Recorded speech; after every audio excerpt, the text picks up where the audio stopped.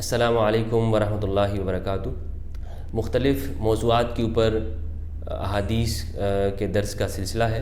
اس سلسلے میں آج ہم علم اور علماء سے متعلق جو احادیث وارد ہوئی ہیں اسے سمجھنے کی کوشش کریں گے اور ان سے جو فائدہ ہمیں نظر آتا ہے اس کو سمجھیں گے۔ علم جاننے کا نام ہے اور احادیث میں اس کی بہت فضیلت آئی ہے، آج ہم یہی سمجھیں گے۔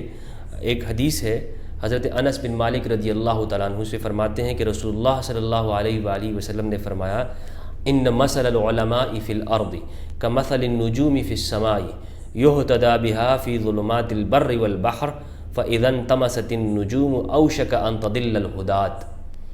فرماتے ہیں کہ رسول اللہ صلی اللہ علیہ وآلہ وسلم نے فرمایا، علماء کرام زمین میں ان ستاروں کی طرح ہیں جن کے ذریعے بحر و بر کے اندھیروں میں رہنمائی حاصل کی جاتی ہے۔ دریاؤں میں اور خشکی کے اندر اندھیروں میں ان ستاروں کو دیکھ کر راستہ دیکھا جاتا ہے، اور اگر ستارے غروب ہو جائیں تو قریب ہے کہ مسافروں کو جو راستہ نظر آنے والا ہے وہ جو کیا ہوگا ان کو نظر نہیں آئے گا، رہنما بھٹک جائیں، یعنی علماء کرام نہیں ہوں گے تو عوام گمراہ ہو جائیں گے۔ تو اس حدیث سے معلوم یہ ہوا کہ علماء وہ اپنے لوگوں کی قوم کی رہنمائی کرتے ہیں۔ وہ جس طرح وہ ستارے لوگوں کو راستہ دکھاتے ہیں، علماء لوگوں کو راستہ دکھاتے ہیں۔ علماء کا کام یہ ہے کہ لوگوں کو صحیح اور غلط کی تمیز بتائیں۔ علماء کا کام یہ نہیں ہے کہ جس طرح لوگ جس راستے کے اوپر چل پڑے ہوں تو علماء بھی ان کے پیچھے چل پڑیں۔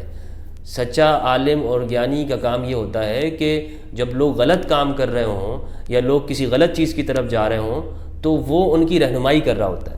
دیکھیں، رہنمائی کرنے کے اندر اور سیاست کرنے کے اندر فرق ہے۔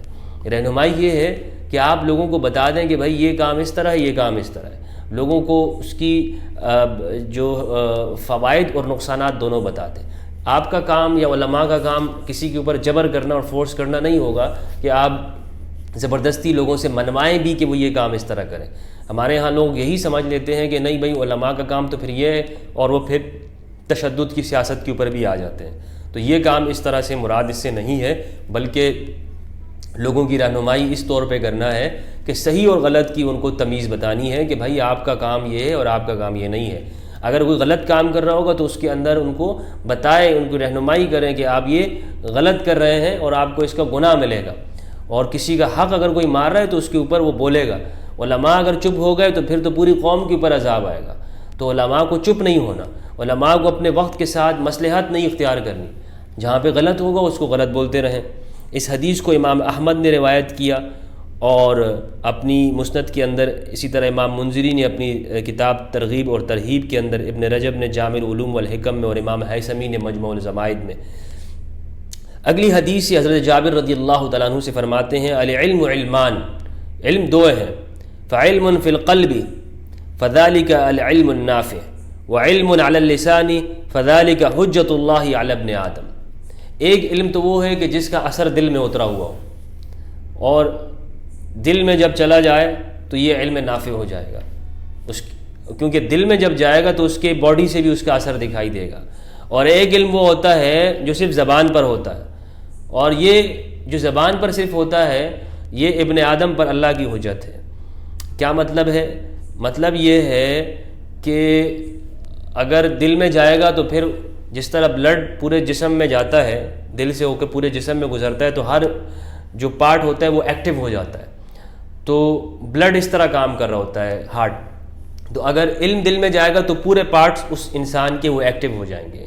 ہاتھ سے وہ غلط کام نہیں کرے گا، آنکھوں سے غلط چیز نہیں دیکھے گا، زبان سے غلط بولے گا نہیں، اور اپنے سارے کام جو ہوں گے وہ اس علم سے متعلق ہوں گے۔